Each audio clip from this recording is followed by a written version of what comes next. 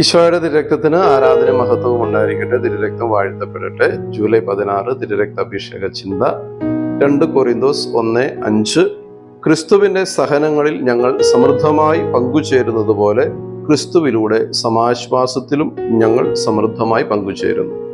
എന്തൊക്കെ ഉണ്ടായിട്ട് എന്താ കാര്യം? പണത്തിന് പണം, കാറിന് കാറ്, വീടിന് വീട്, പക്ഷേ മനസ്സിന് ഒരു സന്തോഷവും സമാധാനവുമില്ല.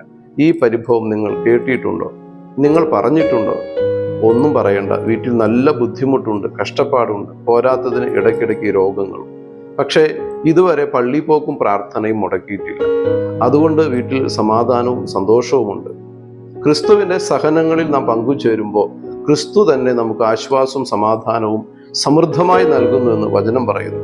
ആ ക്രിസ്തുവിന്റെ കുരിശിലേക്ക് നമ്മുടെ സഹനങ്ങളെ ചേർത്ത് വയ്ക്കാം, പ്രാർത്ഥിക്കാം. തിരുരക്തമേ, എൻ്റെ സഹനങ്ങൾ കൃപയുള്ളതാകാൻ അനുഗ്രഹിക്കണമേ. ആമേൻ.